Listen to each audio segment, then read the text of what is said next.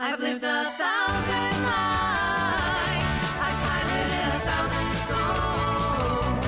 I've killed and fought and died just for another role. This is the Happy Jacks RPG Podcast, a roundtable discussion that's a mix of friendship, humor, unbridled enthusiasm, and tabletop RPG topics sent in from around the world. Just for another role.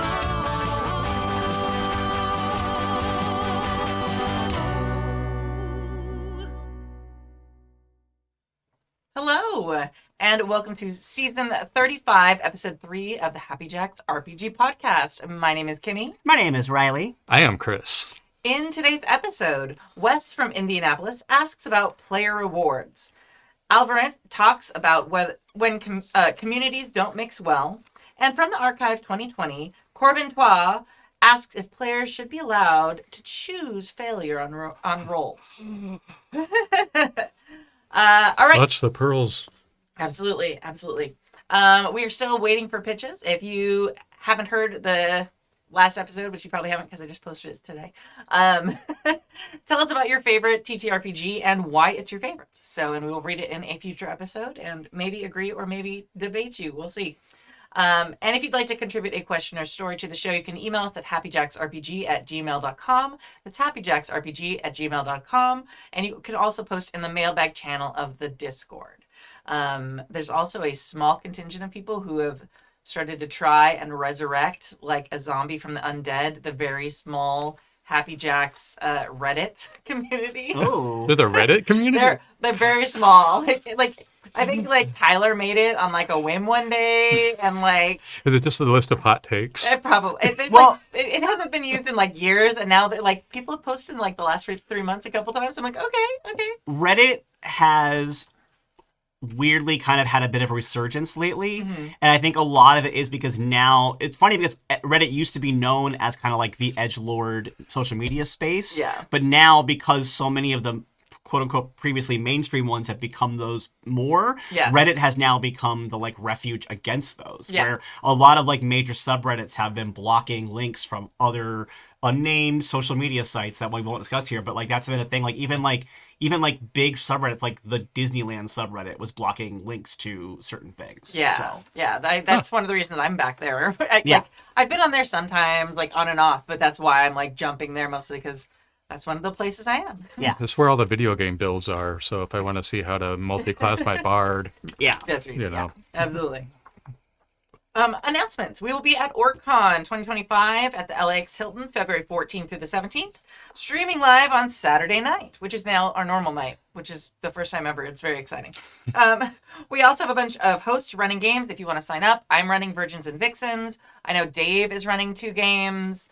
I think Artem is running something. I don't remember what they're running. But yes, so a bunch of us are going to be there running games. It's going to be great. Come playing games with us or just come to the show and talk and hang out.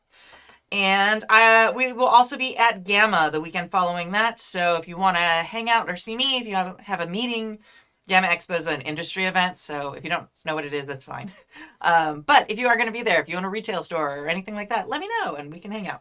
If for some reason you were at Gallifrey 1 instead of OrcCon, I'll be playing, not running this year, the Doctor Who RPG. Last year I ran it as a fun side thing, but this year I'm playing again. So it's the War of the Cons again. Every year, So for those of you not in LA, there's Gallifrey, which is the Doctor Who convention, and then like 3 blocks away at another hotel is OrcCon every year. And the Jersey Mike's cannot handle that number of people at one time. It's like that scene in Anchorman where everybody's just coming at each other on horseback. And I'll also be having conversations with some people, like someone named Jenna Coleman and someone named Stephen Moffat. I'll be like talking to them on stage for an hour. It's fine. It's fine. Cool. It's fine. I'm totally not freaking out at all about it. It's gonna be fine. It's funny because a friend of mine had recommended how I could say hello to Stephen Moffat at the con, and I was like, I tried it a couple years ago. I got really anxious and it didn't work out great. And then I was like, but maybe this year, for reasons I can't talk about yet, it might be easier. And then 2 days later, I got an email asking if I wanted to interview him. So I wrote back to my friend and I was like, hey, it turns out it's gonna be real easy for me to have that conversation with Stephen Moffat because I'll be on stage with him for an hour. So it'd be weird if I didn't talk to him. It'll turn into a Galifianakis interview. Yes. Yeah. The funniest thing is that people from both conventions both stay at the other Sometimes, yeah. hotel because Yeah. they run out of rooms. That's right. So you get all these gamers who are at the Gallifrey Hotel who are walking 3 blocks and annoyed they have to do that, and all these people staying at the GameCon hotel who are going to Gallifrey who are walking back, and Yeah. they're all annoyed, and you're just like, maybe we should have some. And the greater Los Angeles swap. area is going, what the fuck is this? I did one of my first years doing hotels for Gallifrey. I was at the hotel of Orcon, and I didn't know about Orcon at the time, so I was like, "What's happening? Why is it at my hotel?" It's so funny. Yeah, it's very fun. Yeah. What's even funnier is when it's like the Laker playoffs or Oh, something. right. Yes. And you had all these stunningly beautiful, athletic, basketball fans walking around, and then we're like, hey, I showered today. I'm proud of myself in the gamer day. Well, and next year the NBA All-Star game is the same week. Yeah. So we're actually moving. We're not having Gallifrey the same weekend next year. We're having it earlier in the year, earlier in the month because of that. Oh. So next year we won't be at odds as much. That's going to be wild. We could go to both. Unless Orcon also moves, but yeah. We won't. They won't. Yeah. Ooh, maybe I can go to Orcon next Yeah, year. that'd be great. Yeah. All right. Yes. I already did announcements. It's great. Indie Designer of the Month. It's February, so we have a full month now. So our Indie Designer of the Month is a familiar face if you've been paying attention. Sam Dunewald, him. He has been on the show a couple times. He was also, he became a friend and acquaintance at a previous Strategicon. So he was there. That's the same one that we met Sydney, who wrote Sydney Icarus. It was just a great time. So you can find his work at sdunewald.itch.io, and that's DUNNEWOLD, or diceexploder.com. You're probably more familiar with Sam because he runs the Dice Exploder podcast. Great podcast. If you haven't listened to it, do it. It's like a deep dive into design elements of games. So he meets with one person. They talk about a huge deep dive into the mechanics or even a specific mechanic of individual games. And I did one a while ago, which I should probably go listen to, about For the Queen. And very specifically, the mechanics involved in designing the questions for that game and how it builds a story. It's elusively deceptive. It really is. I mean, it's not as easy as just writing a bunch of questions. Yes. Yeah. Oh, no, not at all. So that's a really fun podcast if you're looking to expand your podcast listening. And you can find him at diceexploder.com on Blue Sky. This week, we were talking about his game, Band-Aids and Bullet Holes. It's a deck builder tabletop role-playing game about a tightly knit community of professional assassins, the debts and vendettas they carry, and one person's quest for bloody revenge. Each session emulates a revenge movie like Kill Bill or John Wick in and about as much time as it would take to watch one. So all you need to play is 2 to 5 players, 1 to 3 hours per session, and a standard deck of playing cards for each player. It's currently in Ashcan early access for $5 on sdunewald.itch.io. And it's totally playable. It's just not laid out perfectly and stuff like that. But the price will probably go up as it gets more professional looking. But the cool thing is if you buy it on itch.io now for $5, you will be able to download all those upgraded versions of it later. So that's kind of the benefit of it. And people, a lot of us designers do that where it's pay $5 now. When the full game comes out, you can just download it at the same link. It'll be great. Yeah. This sounds amazing because even before you got to the next line, when you said one person's quest of bloody revenge, I was picturing Uma Thurman speaking into the "I got my bloody satisfaction." I was like, "Oh, this sounds great." Oh, it is exactly that. It's This absolutely. sounds great. Yeah. I love that there are more games that are these sort of open and play, sit down and play kind of games where you don't have to have the mastery of the system to enjoy your 2 hours. And this is great. Yeah. And you just need playing cards. Yeah, and Sam's really into design like that. And he was running this, I think it was before it was released, at the con that we were all at, and the people who tried it had a blast with it. It was just so much fun. This sounds really good. Yeah. So please support Sam and his amazing designs, and I think he's going to be joining us in the next few weeks. But as we've been mentioning a little bit, life in LA has been weird this month. This month being January, the first month of this year. It's great. But we did actually, Riley told us a really cute story, so I'm going to make her tell you because it made us feel good. So, ready, go, Riley. Yeah, well, speaking of the month that we had in LA and the wildness of it. By the way, we're in the next month technically now. Yes, we it is the survived. first day. Yeah. So Hey, I got a medal on social media today. Someone was like, "You survived January. Yes. Good job." Yay. And I was like, "I got a medal for that." I was a little afraid it would be January 32nd today. I didn't know if this was going to keep going Yeah. or. So just a little bit, if you haven't for some reason heard, LA burned a lot. So it's been really hard. A lot of people have lost their homes, things like that.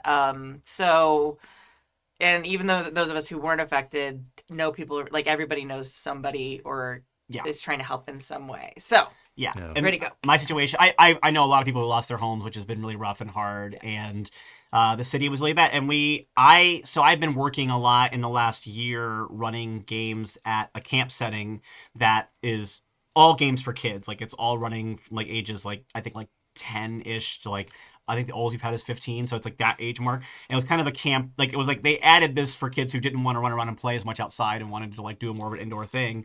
But we continued on doing it on Sundays, and the area where I'm running these games at for this camp was an area that was close enough to one of the fires that every kid at our particular location did get evacuated.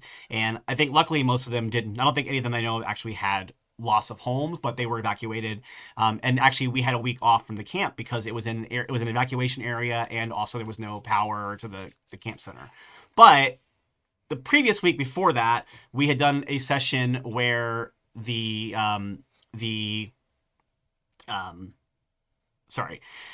a session where a city, we're running the Lost Mine of Phandelver / Phandelver and Below module for D&D, and there was a whole town of goblins it's a whole town that had been attacked by goblins, and the town was all messed up. So we came back from that, and I basically was like, hey kids, do you want to continue onward to do like the quest, or do you want to like see what needs done around the town? And the kids were like, oh, let's see what needs done around the town. And over the course of the next 2 hours while we were playing, the kids just kept finding ways to help the town instead of necessarily running like the game.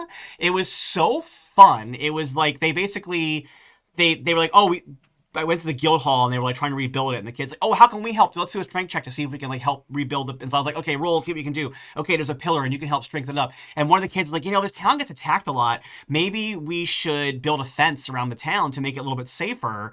And I was like, that sounds great. What are you going to do that? So like two of the kids like, oh, well, we'll use our strength or dexterity to chop down trees. And there's a character who's a druid who's like, well, I'm going to use plant growth to say that like I cast a spell that reforests the area that we're chopping down, so we're not using as much of the forest up to make the wood for this. Like she was like thinking about it in terms of like environmental sustainability, which I thought was amazing. And then one kid's like, oh, you know what? We fought that monster that burst out of that well last time. What if we dig a new well? And then one kid's like, oh, but if all that debris fell down in the well, that water's going to be contaminated. So we got to figure out a way to clear that out. And so then they like had a whole idea of how they were going to like stop the water and then like use the previous wells like mechanisms to dig out the dirt and stuff. And then like the druid girl was like, I'm going to go find that priestess lady and I'm going to have her help me cast some spells to purify the water. So they did that. And then they went back to building the fence again. And then it was the funniest thing because these poor kids could not roll anything high to save their life. They just kept rolling and rolling. And it was like 7, 5, 9. And like, it was like, and I was like trying not to negate any of their awesome role play. So I was like, every time they rolled low, I didn't say it failed. I was like, it takes about 4 hours to do that. It takes about 5 hours. They were still getting frustrated because of the bad rolls. And finally, I was like, my way of resolving it was I had the townspeople go, hey, you've been real helpful, but maybe building a fence isn't your skill set. So we'll take over from here. We're craftsmen, we're artificers. So we'll go ahead and do some more artisans, not artificers, and we'll fix it. And so then the kids were like, I think they liked that, and they were like, oh yeah, they're helping themselves. And then the one kid goes, you know what we should do? We should make dinner for them. So then the kids started thinking about like menus, and they were like, oh, I'm gonna make dessert. Okay, you make the appetizer. I'm gonna make the main course. What should the main course be? And like, oh, they're hardy townsfolk. They're gonna want to eat steak. You're right. Someone makes steaks for them. So they like, and then they rolled crazy good on all of their like they were like the natural 20s on the flavor for the food. So that was good. And then one kid's like, oh, they've had a really rough couple of days. Their mental health is probably pretty strained. We should have a festival for them. And so then they decided like what games were happening at the festival, what prizes they were giving out. And these are kids that are obsessed with having gold. They want all the gold and loot. They gave the townspeople money from their own gold stores that they had in their character sheets. And one kid was like, oh, we should make a gaming tournament. And they couldn't decide if it was skee-ball or basketball, so we ruled that it was some weird mix of the two. And then they're like, okay, we're having this tournament, and they described it as being like a Sweet 16 style tournament, and we got down to the last 2 people, and I'm like, who's playing? And like, Bob and Joe. And then so 2 kids volunteered to be Bob and Joe, and we just rolled off for a while to see who got the highest. I did rolls of 3 and did it a couple times, and then finally, once there was a winner, they were like, okay, we gave the winner 100 gold. And I'm like, do you know how much money 100 gold is in this world? And I'm like, Bob is running off to Neverwinter. He's living the rest of his life in Neverwinter. And then well, we gave Joe 50 gold. So I'm like, okay, great, what a good prize. Amazing. But I'm rambling, but it was just one of these things where I barely interceded the entire 2 hours. I just kind of sat back, and I would when they would tell me what they wanted to do, I go, well, how are you going to do that? And I would tell them what to roll, and I would narrate the results of their rolls, which is, that's GMing. But it was very much never me going, okay, there needs to be a fence. Okay, you need to fix this thing. Okay, I was like, what do you want to do next? And they just kept thinking, and it was you could tell that it was them working through things that they needed. We wanted to help out. We saw everyone helping out. It was a big part of it.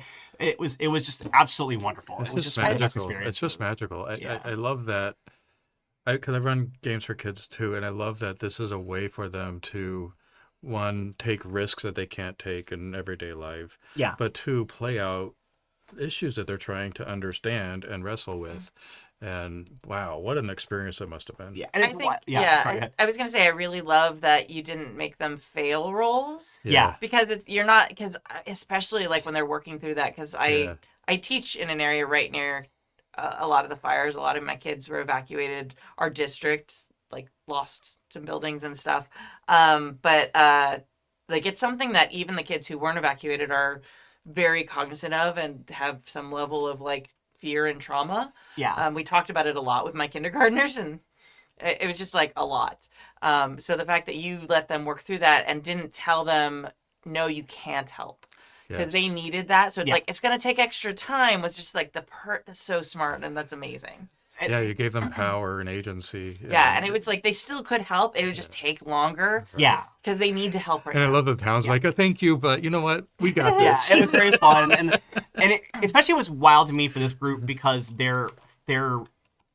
my tables it's been a joke amongst me and the other DMs of this event that I have the chaos group, and they've done so many deeply chaotic things, the part of the quest of Lost Mine of Fandelver is to find this magical forge, and they turned it into a brewery for their magical drinks they sell. Excuse me. That's so cool. And they convinced the spectator who lives in that forge to turn it into their drink brewery. That's so cool. And that's the kind of stuff they're normally doing. So then turn around and be like, no, we want to help this whole town. It blew my mind. It was wonderful. Kids are so magical. And we've talked about kids finding a happy solution to things that you're just they're gonna just kill this thing, and they're like, nope, we're gonna give them presents until they're our friend, Yeah. And I'm all adopting that wolf. Yeah. Yeah. Oh. Well, I think these chaos goblins that are my kids, they kept wanting to adopt, but not wolves, sentient people. They kept being can I make the goblin my pet? I'm like, no, because a goblin has self-awareness and is a person who can chat with you. And then I find out they want pets so badly, I'm going to give them an owl bear that can be their pet. And then they killed it. They fought it and killed it. Oh, no. It's guys, I was giving you this as a pet because you wanted a pet. Oh, yeah. Owlbears are so cute. They're like giant cats. The number of times they will literally be in the middle of a conversation with an NPC that's helping them, and then the kid who plays the wizard will just cast fireball. And I'm just buddy, no. Did I stutter? You're such a stereotype right now, kid. You're such a stereotype. Yeah, and that's why it was so wild that this group especially was so big on we're doing it was like a switch had been flipped, and at the end they were all this was one of the most fun games we've ever played, and I was Amazing. That's so cool. I think kids should get a license for casting fireball. You have to get trained. yeah.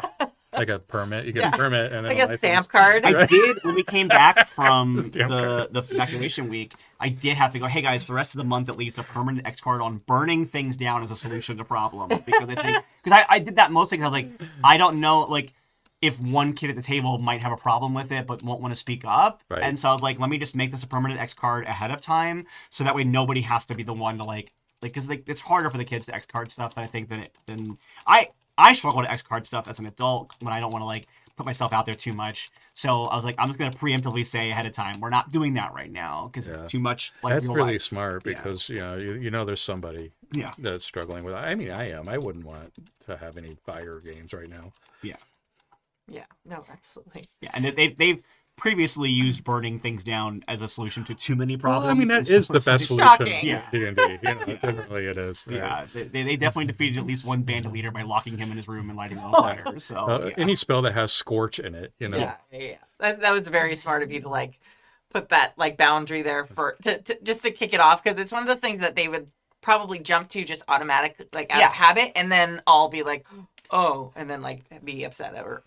I told them they could still use fire spells, but they wouldn't. It wouldn't blaze. It would just be heat damage or fire damage. And I said, or I gave them a free caveat of like, while we're X-carding this, if you want to have it do ice damage instead of fire damage, that's fine. So or that way, cold damage. And Very smart. It also allows you to, in a way, it tells them like, look, I understand this is happening in your lives, and we're not going to ignore it. yeah, You know, and it validates what they're going through. 100%. And I will say the next day after that session, for my other job, I was running a non-gaming camp that was for kids who had actually like lost homes during and lost, like they weren't able to. It was Martin Luther King Day, but like they didn't have. Yeah. A lot of these kids, like their actual schools had burned down, and so it was like. And you could see what they'd been through, and it was very much like there's a reason why this is not a thing to joke about right now and be goofy and cavalier with. So Yeah. Absolutely. All right. So thank you for just like helping those kids, Riley. That's just so amazing. I mean, it's one of those things where like they helped me. It's like that who rescued who kind of thing, but like it was a very healing and rewarding session for me as a like it was probably one of the best experiences I've ever had running a game for any age group. It just blew my mind how cool and kind it was. All right, mailbag number 1. Do you want to read this one first, Chris? You can kick it off. Okay. Since Riley and I both read a bunch of stuff already, or told the story. To put on my young man glasses. Dear Happy Jacks. Oh, that's nice. Low bar to impress us today. Low bar. Dear Happy Jacks, look at that. Thank you. Well Thank done. you. We're Well dear. done. All right. When I returned to role-playing games in 2007, most new rule books included a section for game masters on how to reward players. I was a big nerd for Shadowrun 4th edition. That's a good edition. And at the time, it suggested awarding extra character points for those players who engaged in good role-playing, quote-unquote. As I ran my campaigns, 1 or 2 players put in the extra effort to make the game fun for everyone else while the rest of the table cruised along. After several game sessions, the teacher's pet players surged past everyone else at the table, which made the game feel socially awkward. So I eliminated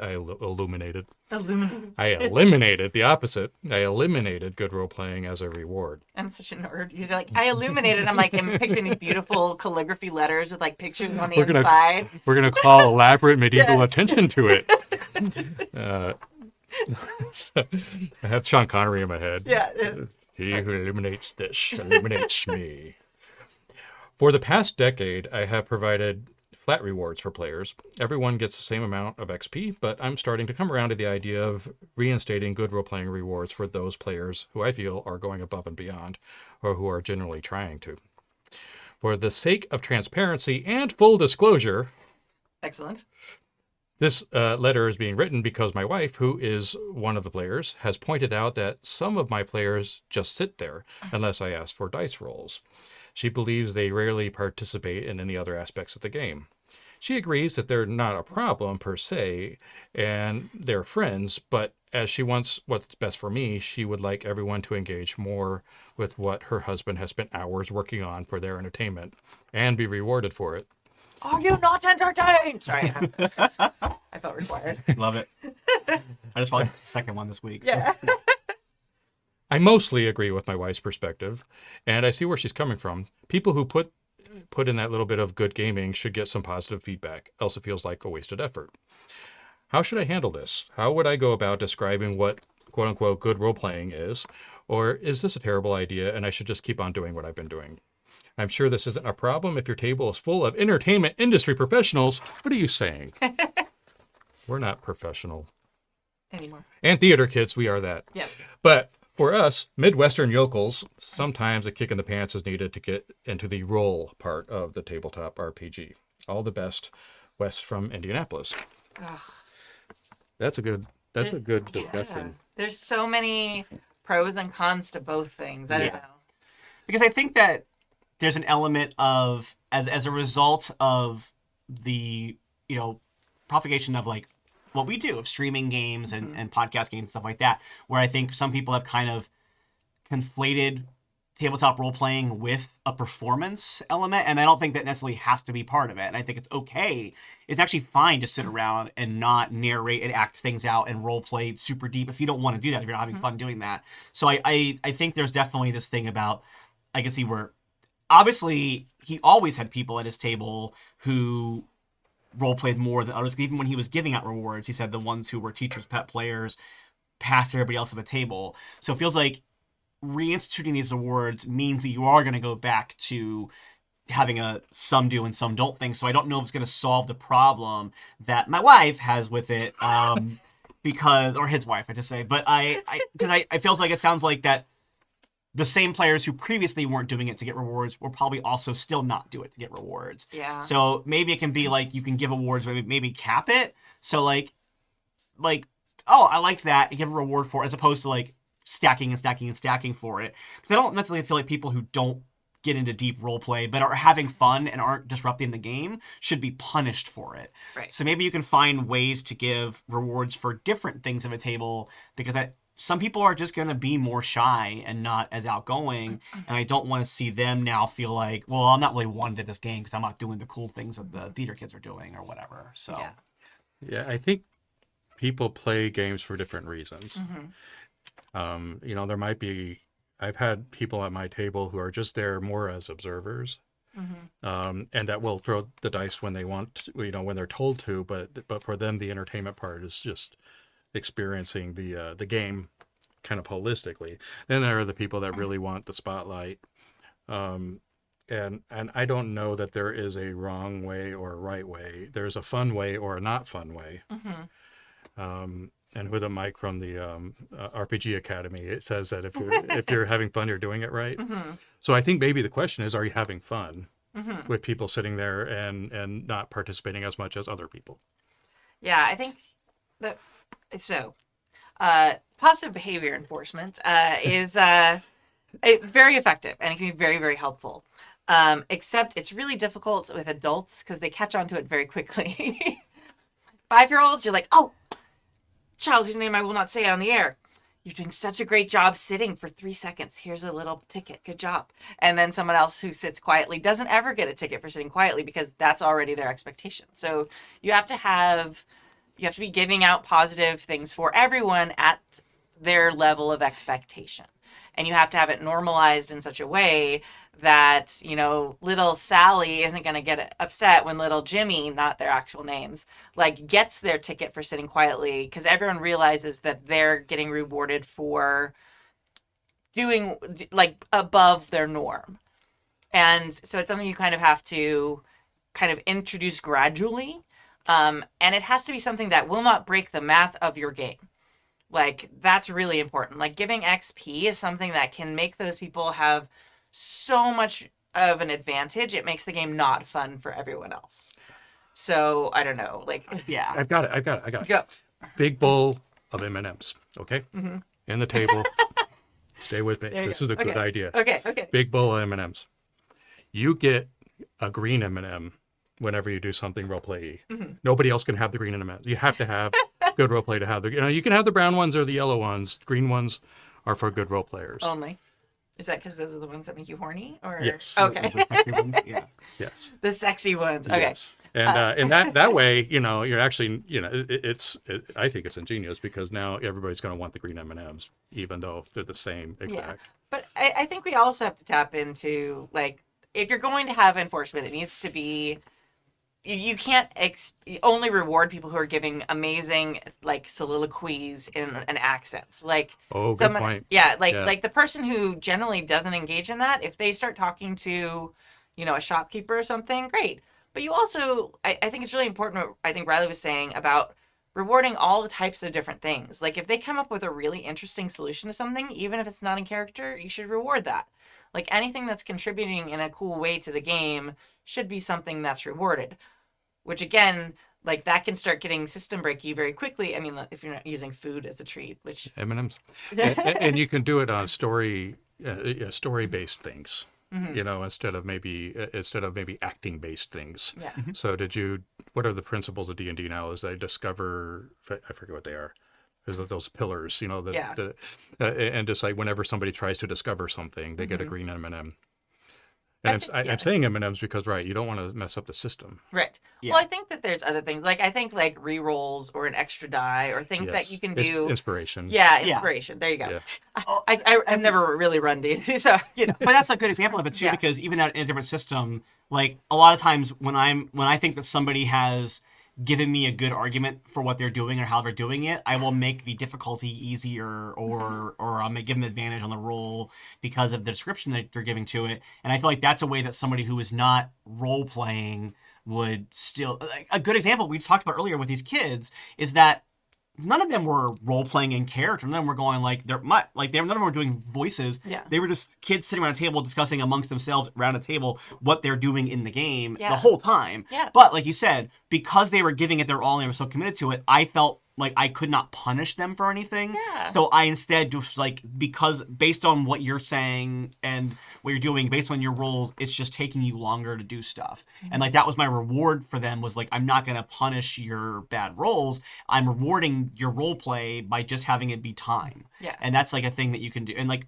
on a more regular type of game, I will reward somebody's really good support for what they're doing by lowering the difficulty of the roll. Or, you know, if it's a Powered by Apocalypse system and they roll a mixed success, maybe the complication isn't as devastating as it would have been if they just went like, okay, I do, you know, this move and then I'm going to use this move and I'm going to roll this dice for it. And like, cool, that's fun. But also, I do want to ask this writer, like, was this something you felt was a problem in your Right. game? Right.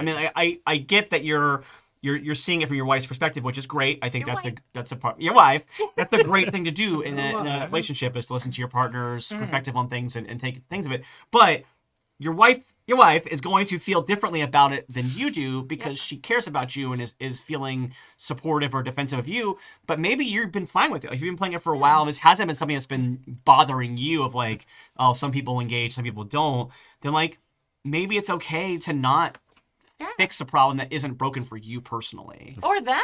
Yeah. If they're Right. having a great time If they're and they're having still fun. showing up every week, then like, I mean, I would do like a check-in with them, like, hey, I noticed you're quieter, which is totally fine. Or, you know, are you having fun? Just open-ended without like any accusations of you're quiet. Like, it's probably a much better way to go about that. Why are you so quiet? Yeah. Just being like, hey, Hey, you Silent enjoying Bob yourself? over here. You Yeah. enjoying the game? Yeah. What? Well, we're not good enough for you. What the hell? Yeah. So just checking with them. If they're having a good time, then don't mess with it. Like, don't. If it's not broke, don't fix it. Right, and there's also the layer of are there things that you can do to maybe pull some more engagement out of, like, well, what would you do as a teacher if somebody's looking at you with a dead fish eyes? Yeah. Yeah. You Exactly. know, are there tools maybe that you can just kind of pull them out a little bit more? Absolutely. Like, one of the first things I would say is like, especially the teacher's pet comments, like. Just like if I was a wolf, you would like see my like hair and my back rise. Yeah. Like, no, I hate that. I would actually start with having everybody get like whatever token you're gonna do, like if it's an actual token or whatever, and have the players give them to each other. Like everybody Yes, gets. I love that. There you Yes, go. like every Yeah. player gets to give away one whatever the prize is every game or every session. And some people do this at the end with like stars and wishes, where everybody gets to reward one player or whatever. Some systems even have it built into the mechanics to like end a session that way. Some people have them do it like in play, like, oh, that was amazing. Here's my little token, or here's an extra die, or whatever. Yeah. And that's great because it takes the pressure off you. And it's not that people are performing to please you. They're having a great story collaboratively with everyone at the table. And it's not just like, oh, if I do the thing the GM likes, then I get a prize. So I think that would be a great way to do It's it. great, a great Yeah. advice. I like that. Yeah, and I've been a lot of tables with people who are not showbiz people, who are not performer people, and I can still always find things as another player and say like, oh, I love that you did this, or this was really fun that you did that, and that's like a thing that's helpful. And I mean, like if you point out that a choice someone made help the game is going to make them go, I should do that more often. Yeah. They come up with great ideas. Like, even if they're not role playing, they could be like, oh, I bet if we do this, X, Y, Z, or whatever it is, like they can completely alter the course of the game without having to be in character. Some of the best ideas and some of the best story beats I've ever had in games are from people who aren't really role players. Or when I was talking about, I ran Starscape at one of the last Strategicons. I don't remember which one it was. And it was like this new person who hadn't really played a lot of, and they didn't really talk in character. They kind of were by the end because they'd never played a role RPG. But they just kept saying, what if we do this? And everyone at the table was like, whoa, okay, that's amazing. Okay. And then like some of them would jump into character and like help make it happen or whatever. But like the course of their like journey was completely altered just by their cool ideas. So I think it's important to like, not to circle it back, but recognize and value when people are putting in the effort, even if it's not as easily recognizable as other effort that is more theatrical or more, you know, monologuing. I mean, I think you probably know this, especially as a teacher, is that it kind of reminds me similar of like learning styles, where it's like you can't just reward the people who learn one specific way. Yeah. So, and same thing with role play. Like you have to reward people who, at the levels that they play at, and engage. And if it feels like your friends like just don't care, that's different. That's a conversation to have of like, what are you missing? Instead of just necessarily having just the rewards, it could be worth saying, like you said, like, hey, is there something that's not happening in the game that you're not excited about? What's going on with that? But if it's just that people aren't role playing the way you would like them to role play, I think that's okay and forgivable. And I think like there's ways to get around that. You can also dampen the spirits of the role players. So get a squirt gun of vinegar, and whenever somebody starts getting too theatrical, you just squirt them. You know? You also can reward good role play with opportunities for more good role play. Like if somebody likes role playing, is enjoying it, instead of giving them like an actual physical prize or a game benefit, just like when they have scenes that are role playing, have fun and engage with them, but then also make sure you're giving time and attention to people who don't want to do it that way. Hugely. It's so easy as a GM and as a teacher, honestly. Like you have to be really cognizant of like, am I giving everyone equal attention? And like, that's why a lot of teachers don't like have students raise hands anymore, because you start being biased, and those kids you pick those same kids every time. That's why, I don't know how recently you've been in a classroom, friends, but like the good old like popsicle sticks with the names on it, so it's like randomized. Like that is what it keeps your biases from directing the class. So like try and take it out of there so that you're making sure that your spotlight, and it's easier at an RPG table because there's only 4. There's not 24.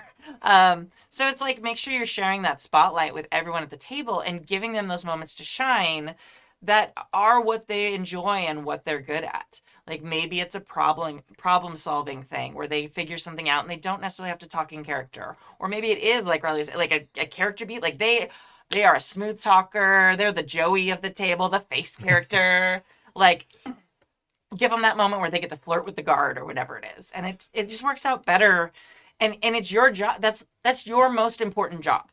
And so if you're starting to think of certain people as like GM's pets, teachers' pets, that is generally showing a bias in the teacher, not necessarily in the students, or in this case, the GM, and not the players. Because if you're so clearly favoring that style, then that's something you should reflect on in your own practice.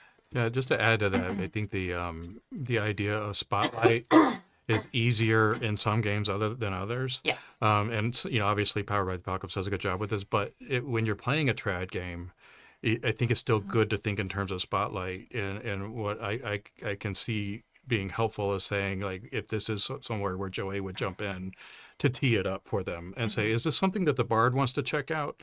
And you can kind of bat the spotlight around even in a trad game. And that might help some of the non-engagers.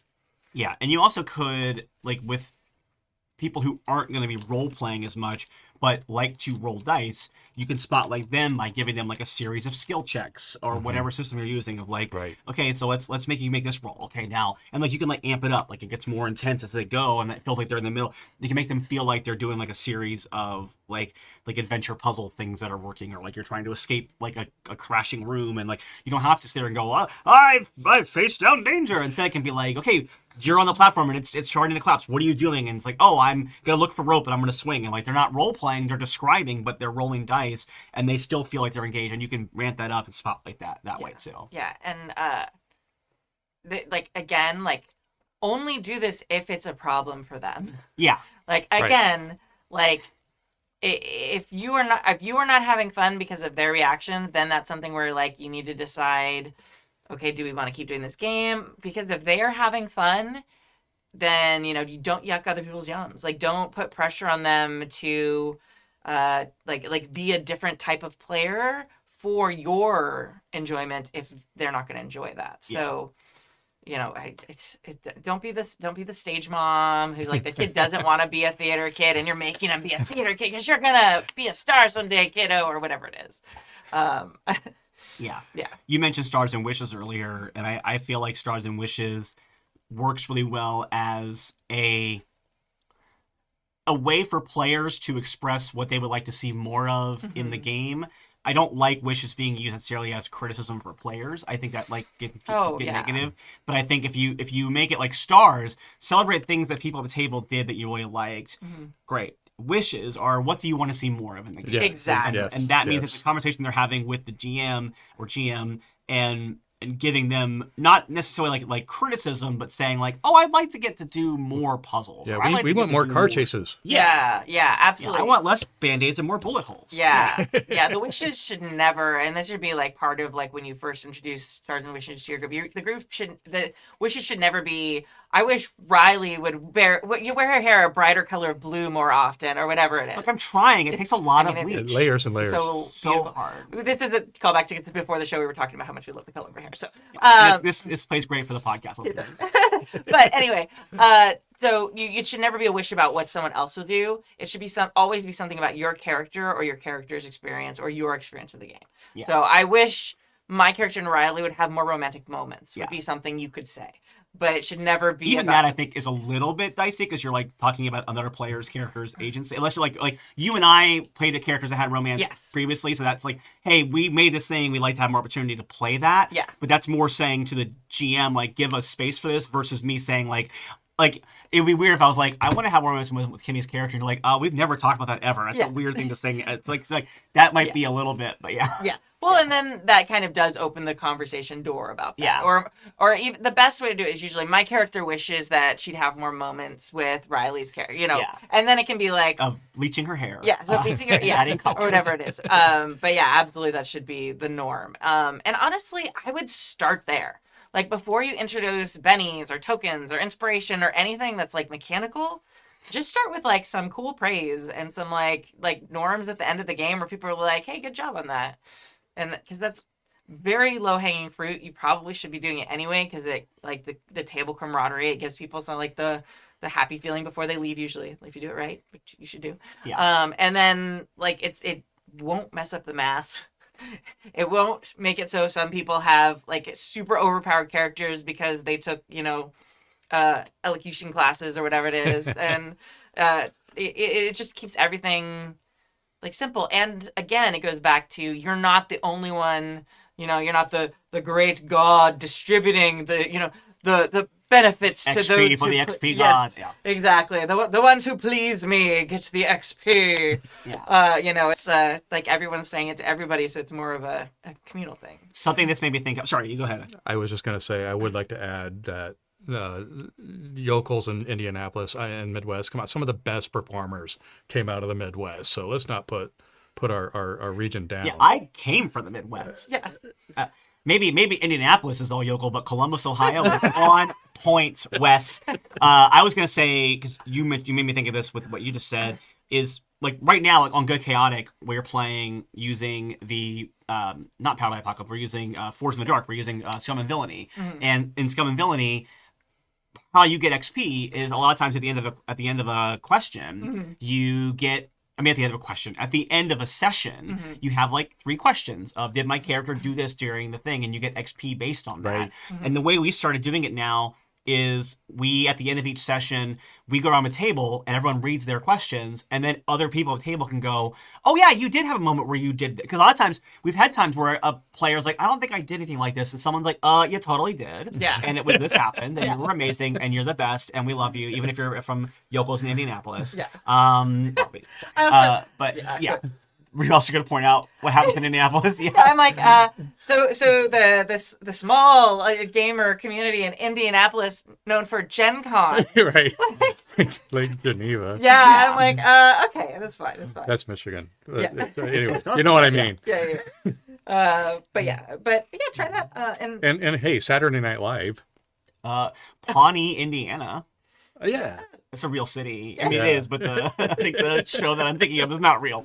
But it's real in my heart. Yeah. But Wes, try it out and tell us how it goes, because we'd love to find out how this works. And if you find out if the players just didn't have an issue with it, that's also important learning opportunity for the rest of the class. So. And if it makes your wife happy. She just doesn't want you to do too much work for no reason, but that's part of the GM job. You know, you kind of do too much work for no reason. Literally the job. It should be the description.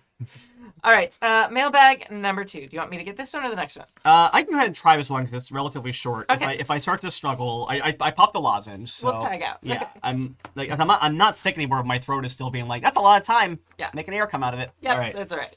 Oh, I do need to say one thing real quick. I was supposed to announce it at the top of the show. I forgot. Burke reminded me. Please go to happyjacks.org/Discord if you're not already part of the Discord. The voting is happening right now for the next game days. So you get to go vote which day of March. Yes, March. I knew that. The next game days is going to be. So we just had one.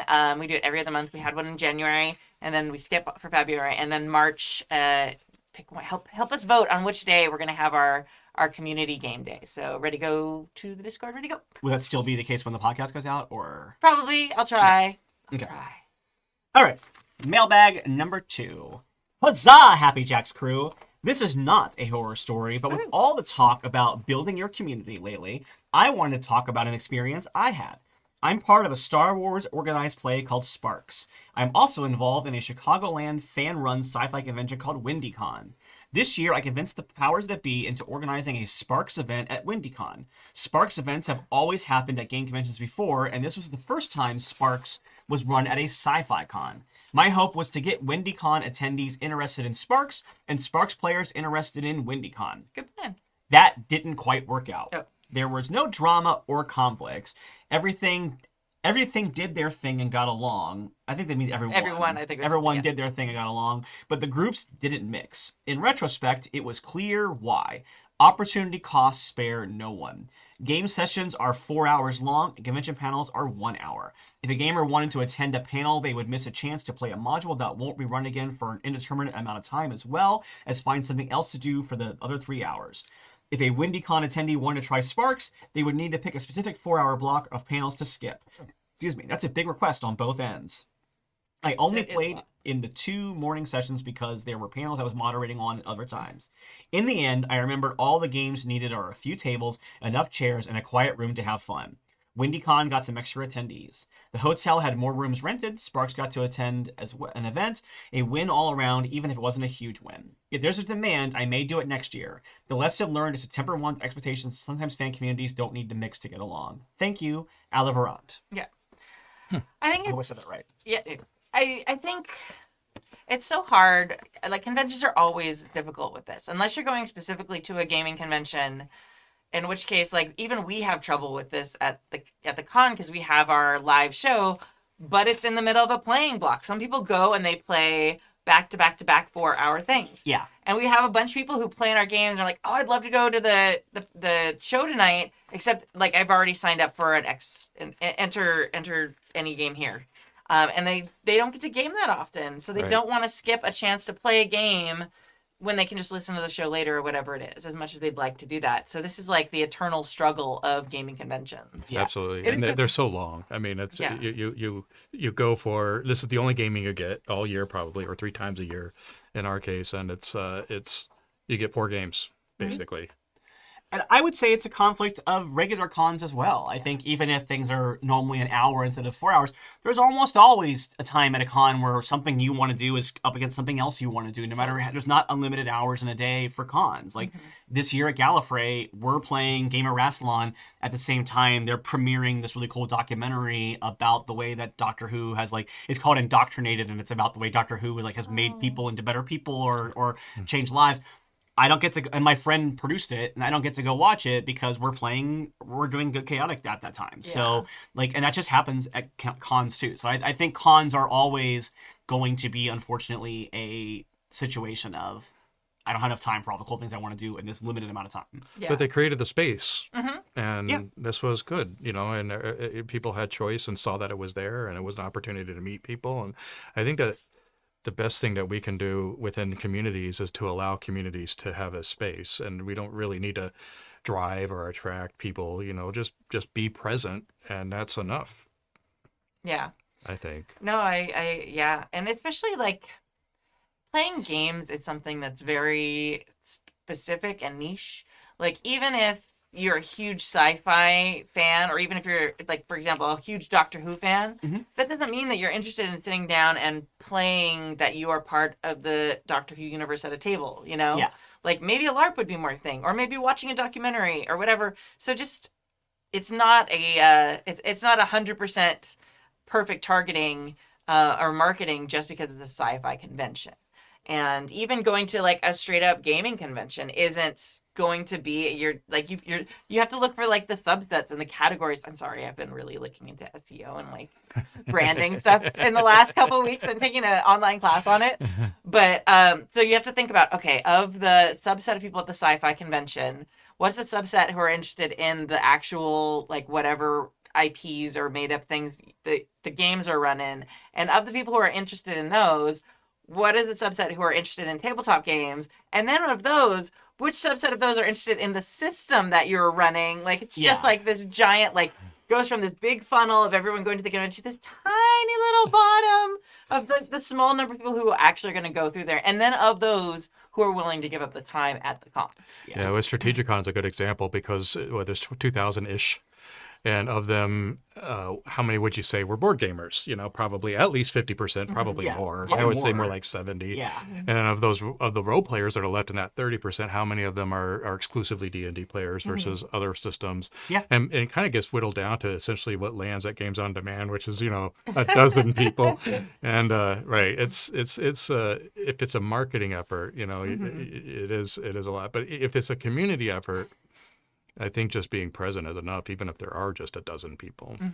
Now, something you could possibly do is, one thing I noticed this year at Strategicon when I went in the fall was there was a room that was a D&D room, but it wasn't part of the main Adventurers League thing. It was just a table where you could walk in and you could pick up a sheet and you could sit down, you could play for as long as you wanted to, and then if you had to leave or something else, you just hopped up and you left your character there, and it was basically a pickup game, but it was that game. And so if you wanted to have the Sparks event at WindyCon, you could have maybe a couple tables that are, this is a 4-hour game table. Maybe have one that's only a 2-hour game table. It's just an introduction. It's just here's the table. It's just about how you build a character and maybe trying to bait that hook, as opposed to you have to commit 4 hours of your time to do this. And you could have one table that's hey, you're not going to get to build your own character for this table, but if you just want to see how the Star Wars role-playing game works, you sit down and you play that game for as long as you can. If you only have an hour of your time, you leave.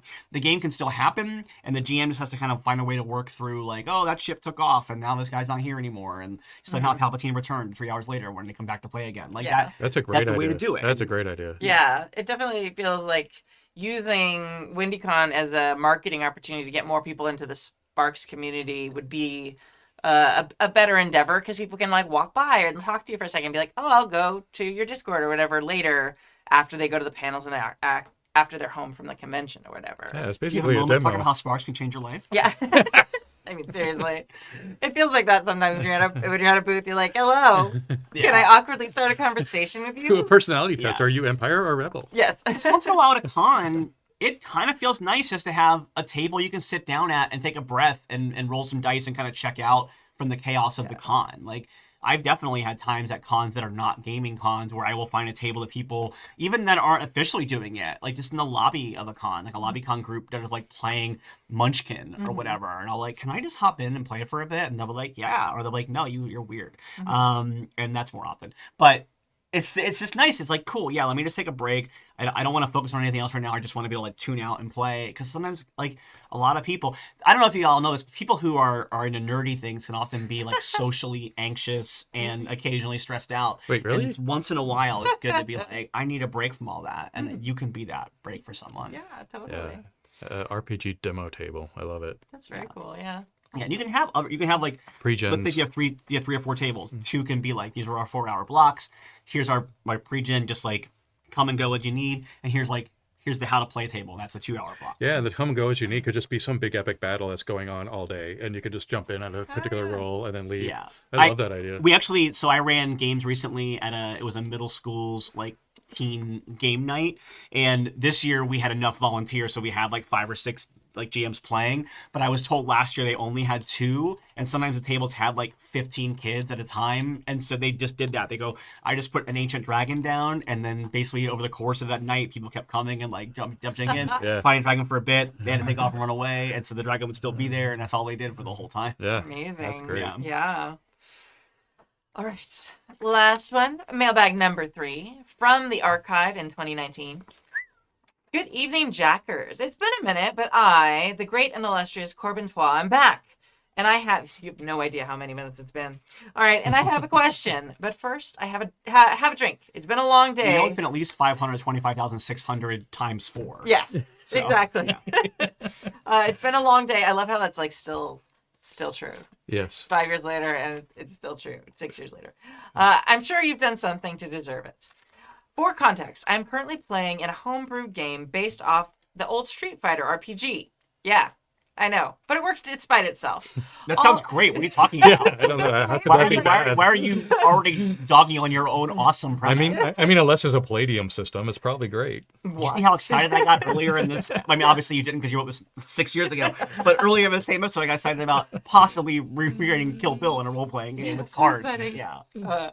All the characters are high schoolers in the school's tournament combat team. It's getting better. Why are you apologizing for it? It sounds It's amazing. Cobra Kai. I love that the high my school God, it is. Yeah. Oh, we're at the water park and we're getting into a karate battle. Yeah. And as is part of the chorus for RPGs, we eventually get caught up in some end of the world bullshit. I love that's all capitalized. End of the world bullshit is all a thing. TM. It also kind of reminds me of the Scott Pilgrim comics. Like, Scott Pilgrim's the best fighter in this. Like, it's like a weird random thing thrown in. Scott Pilgrim's the best fighter in this province. After a hard-fought and barely won fight with the Street Fighter game responsible for the deaths of thousands only weeks prior, my character, a 17-year-old hothead French exchange student, how good is this? I love this. Like, everything about this. Had a moment alone with the very unconscious leader of the gang. The following is a very abridged retelling of the discussion between me and the GM. Me. I'm going to take his head and just hold it underwater for a minute. Maybe 3. I'll be the GM. Okay, make a composure check and see if you actually kill him. This guy is literally single-handedly responsible for killing thousands of people, like friends and family we know. This would actually solve a lot of problems going on right now. Can I just fail the roll? Nope. Make the check. I succeeded. And scene. Okay. I succeeded. And the gang leader went to the hospital and then to jail. Now the GM is pretty good overall, but this decision kind of stuck in my craw. My character has a long and storied history of impulsive violence, and I thought it would be an interesting decision to take her and maybe even lead to an arc where she learns to rein in her shit after going way too far. Also, he started making it a thing. Okay, make X check, and no, you cannot choose to fail it. That's kind of a snide remark, I guess, right? So after all that, my question is, what are your views on voluntarily failing skill checks or their equivalent to stay true to character motivations and all of that? take another drink, and discuss, as only you jacks can. Cordially, Corbintois. P.S. I know I'm asking Stu, creator of Moment of Truth, about whether you should allow players to fail rolls on purpose. The irony, or whatever it is not lost on me. I don't remember enough about Moment of Truth to get that joke anymore. I think you, like, when things failed, like, good things, I don't remember. PBS, I realized I forgot to put any jokes in this email, which is unfortunate because I love jokes. I especially love telling dad jokes. Sometimes he even laughs. There it is. There it is. All right. Oh. There's a lot here. I would always allow it, but that's a GM style. I mean, I don't know. Like, Well- I don't know. Go ahead. You go. Well, what bugs me here is I don't feel like this is actually an example of letting someone fail a roll or not, because No. this feels like this player was making a choice for their character and what their character was doing, Yeah. and the GM made them roll to see if they did this choice. But it's like, no, I'm actively making this choice. You can have me roll to see if I'm able to hold this guy down long enough to drown him, but that's different saying rolling to see if you do this thing or not. It feels like you're taking away player agency by saying roll for this. Like, Yeah. I don't think you should make someone roll for things that are agency involved. yeah, and it's a composure roll. Yeah. I don't know the system, but that means can you hold it together long enough to do this? The very question of the mechanic is weird. I don't understand exactly what the roll was for, but I wouldn't. I mean, this is a player choice. It does affect the game, but this is a player choice. Yeah. It sounds like the GM was backing into rules, maybe out of not knowing what to do about it. And not wanting that to happen in their game. That might be it. Or like having a plan of like maybe that like the long-term plan is to have this gang leader come back and like revenge or something. But it's like, yeah, this feels very railroady to me. Yeah. Now, I mean, the game had a composure rule should of not no be murder. a weapon to Right. swing around your head. I mean, there's that. Like, I thinking of the World of Darkness games have stats like that, but those aren't supposed to be GM weapons. Yeah. Those are supposed to be tests of stress. Yeah. Like for me, a composure role I would assume would be like for you hiding your feelings. Not about whether you're or like in control of your feelings, not Right. about are you going to choose this? It's about can you fool other people or like hide how upset you really are? Like if they like if the character had murdered this person and then the cops had shown up, then you roll composure to see like do you confess? Can you hold it in? Whatever it is, that Yeah. seems better to me. Yeah. Right. But you said a thing really important, I think, a second ago, Riley. I don't know what I said. Oh, okay. Did I interrupt you when we lost? No, no. it? Okay. No, if anyone interrupted, it was probably me. So. Yeah, I think you said I don't remember now. I don't know. It was really good. You said it, and I was like, Was it about agency or? yes. Or Yeah. No, I think what I'd said, but then I realized I'm wrong in this case. you both were kind of talking at the same time, and you said something. Yeah. I think I said something about if that was like against like maybe like the game's tone that like they'd Oh, set. that's what it was. But I mean, obviously it's not because this character is trying to kill thousands of people. So maybe the game always doesn't have an anti-murder rule. Right. Sure. And if it did, that would be a moment where the GM was like, "No, you wouldn't take a roll at all." Yeah. Like if it's like if there's a line of no murder and the characters aren't murdering, then you don't roll. You say, "No, that's one of our lines. We don't do that." Period. Yeah. Like so that also doesn't necessarily bode well if that is the case. So yeah, that is exactly what it was. You were like, "What if there's no murder rule?" And I'm like, "Nope." Yeah. Yeah. We did. I remember, like, I think last time I was on the show, Jason was talking about when playing Masks. Yeah. How, like, God. he had, like, no, this is not a thing that happens in teenage superhero stories, and so we're not doing it that way. Like, this is against genre. Sure. And that's fine. Like, and so if it's Street Fighter based, you're like, okay, well, Street Fighter is more of like a cartoonish violence thing, but you've already introduced apocalyptic events that this person is responsible for. Yeah. And like, yeah, you know what? Sometimes, sorry for a 20-year-old spoiler, sometimes Giles kills Glory, or who's the is there a combination? Is there a connection between Glory and that other? I can't remember the guy's name. It ruins the joke. But that's the like Remember, yeah. like sometimes it's a big moment where the normally like gentle like good character murders somebody and it's like bad and it bleeds the storyline. So like yeah, I think that I think we can have a discussion, and we should, about the actual question of letting people fail rolls or not in game. But this is a bad example of it, and I hope this player and this GM have like worked out whatever their issues are in the last 6 years, because this definitely feels like a GM pushing a player away from their agency to play their character. in a Yeah, moment. and it sounds like a defensive maneuver. I don't Yeah. think this GM knew what to do. and to make that you cannot choose to fail it. It feels like that feels pointed and targeted now. Yeah. And if I guess if you're in a situation as a GM like this, so there's two sides that we probably should explore. That if you're a GM and you're in a situation like this where this move that the player is going to make ruins all of your plans, or makes you feel icky, or something about it, I don't think using the system to deflect it is a good way to go. Agreed. Because that's not what the system's for. It's not a weapon. So, this is when a conversation happens, and I often have to do this, where it's like, wait, I remember one time when I was running Strahd, I did this module called Let's Kill Strahd, and the whole thing was raiding the castle, killing Strahd, right? And at this one particular night, I was running this over and over again at a con, and I was tired, and I was kind of burnt, and one of the players was going outside the castle and was going to derail the whole thing, and at this point, I was really exhausted, and I went ahead and just stopped the game and said, hey, look, I think we got a couple hours left of this session. I'm not sure I'm willing to go and split the party like this. Is it all right if we rein that in? And it's okay to have those conversations if you're not feeling it as a GM. But I would not use the rules as a weapon. Yeah. Now, I'm trying to think of a situation where it wouldn't be a character agency thing, where you would want to fail a roll. I can't think of what. Because it's funny, maybe, or... Maybe, but I feel like there's so many situations where it's like, okay, you're swinging to attack something, and you you want to fail. I think it's really easy just to be like, I swing sideways at the last moment. It would have to be a moment where you, as the player, wanted something to happen that the character would not want to happen. Sure. Yeah. And I feel like those are weird and far between. Yeah. Because I think if you're gonna make the character swing, I think definitely someone the Point Break thing of I'm rolling on my back and shooting my gun into the air, that's still a failure technically, but it is still a choice that person's making. And in the chat, James V, our moderator, mentioned that with D&D, for example, you can choose to fail the saving throw against Zone of Truth if you want to and I think that makes sense in character because your character is I know this spell is happening.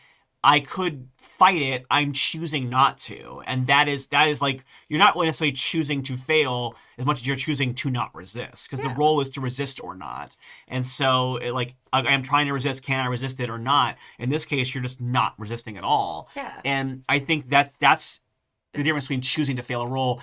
I feel like we had a question previously about failing rolls, where a character was choosing to fail rolls for a way of moving decisions out of their hands so it wasn't their fault when things happened. Maybe I'm misremembering that question. Maybe it was more forcing roles for things that shouldn't have roles for them, that were character-based things. Maybe. So maybe I'm misremembering that. That's where I could see it being a thing. I think that choosing to fail a role in a way that helps your character, I don't know where that would come up, but if it's sort of a thing where you're finding a way to fail roles so that it helps you, that might, if there's such a situation exists, that might be metagaming. But overall, I think that if it's a thing your character can choose to have not go well, they shouldn't necessarily have to roll for it. If you're trying to play Anakin and you need him to fail the composure and kill a bunch of children, whatever it is, and you need that to happen for your character arc, that's not a role, that's a choice. Yeah. Yeah. And it's a discussion, I wouldn't be using the mechanics for that. Yeah. I mean, now, as a player, if you're I can't figure, I can see this happening both ways, and you wanted to roll to help you make the decision of what your character would do. I've had a lot of players do that when, I haven't asked for a roll, and they, roll a die. Okay, evens, I do it. I even if there's not even, composure or something to roll with. I've had situations like that before where people added rolls to help themselves decide what they wanted to do. Yeah. I've done that. Yeah, absolutely. Me too. And, but yeah, I think it would be a very interesting and very kind of unique circumstance where because there is a difference between choosing not to resist and choosing to fail specifically. I guess I've seen some players do that where they roll and it's really great. And they're can it not be great? And Right. I feel like that's one of those story beat moments where after you roll and you're oh, okay, I made it. Wow, I rolled a natural 20. Can I not? I'd really love to be arrested or whatever it is. I could see something like that maybe. For me as a GM, if somebody rolled that natural 20 in that scene, I would kind of go, I would go, you kind of have a little bit of control over the narrative here. So if you want your results at nat 20 to be, oh, I didn't kill the character and I was able to do non-lethal and subdue them, you roll nat 20, I'm gonna let you have it. Like that makes sense to me. Yeah. And there are game systems where it's you kind of want the character's arc to well, The Great American Novel by Christopher Gray, By Christopher Gray, yes. award nominated. That game, there is an arc where you are a rising character or a falling character on your arc, because it's a literary game. Yeah. So when you're playing that game, you basically do want to fail because you get the more interesting character who's going down on the arc, and so you don't want to. And so there is currency in that game to help you do what you want to do. Yeah. But that's the only reason I can think of. Like if you want your character arc to go south. Yeah. Yeah. Verk actually dropped a great one in the chat.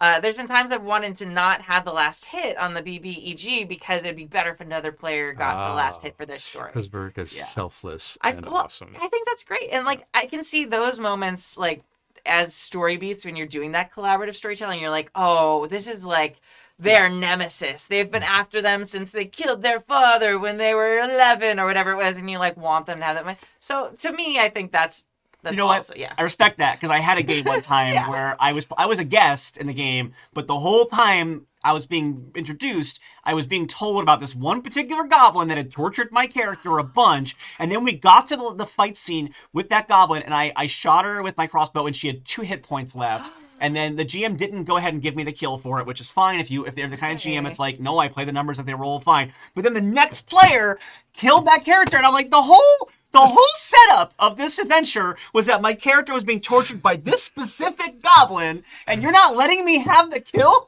for 2 hit points?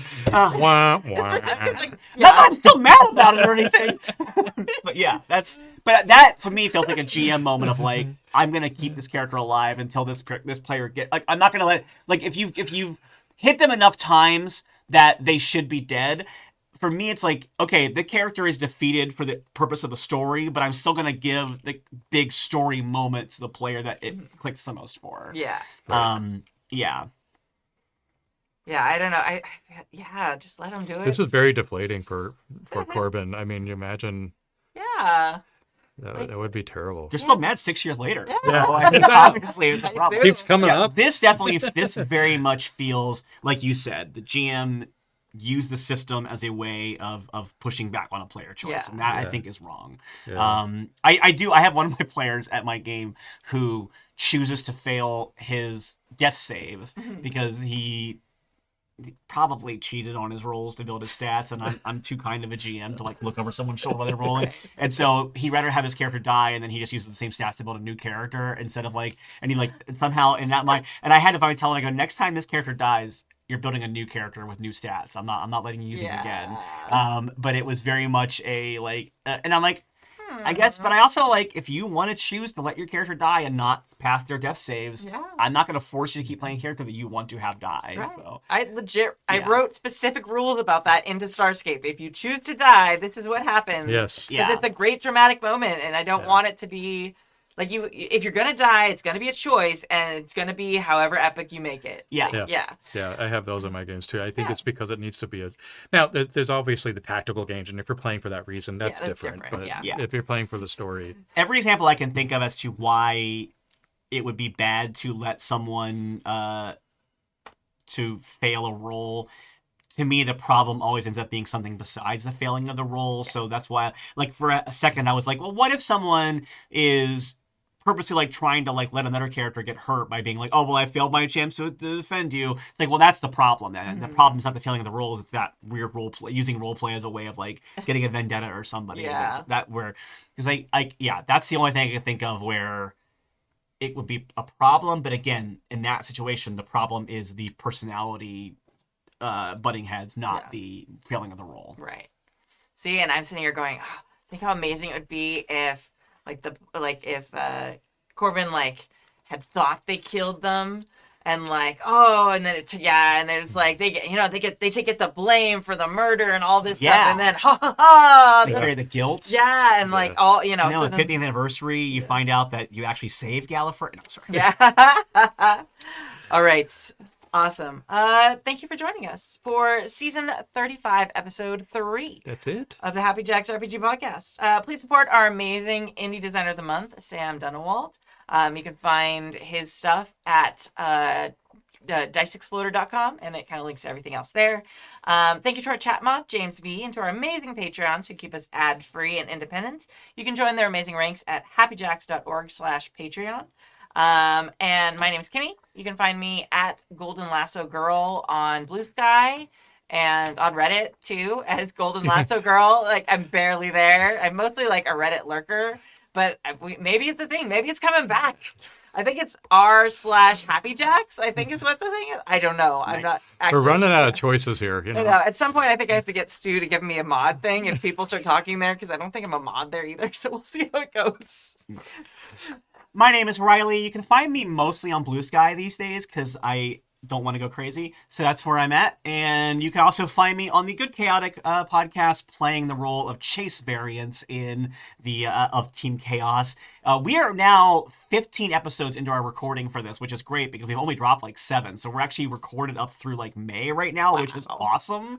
So, and it's been a lot of fun. I'm really loving this common villainy system, and I think we're having a lot of fun. And it's really been great to have everybody that I played with on Game of Rassilon now. We're doing our own IP and our own stories, and we've had some silly fun, and I really quite enjoy it. And so I highly recommend jumping into it and checking it out. And we actually just launched, I don't think it's going to be up yet, but we're doing a new thing once we get to episode 13, where our new BTS that's going to be on our Patreon every week is we're going to do our XP conversations that I mentioned earlier, the 3 questions. We're making that our Patreon content, so you can listen and talk about what we did. And we're also going to end each one of those with a suggestion of a sci-fi thing we think you should check out. Cool. So Amazing.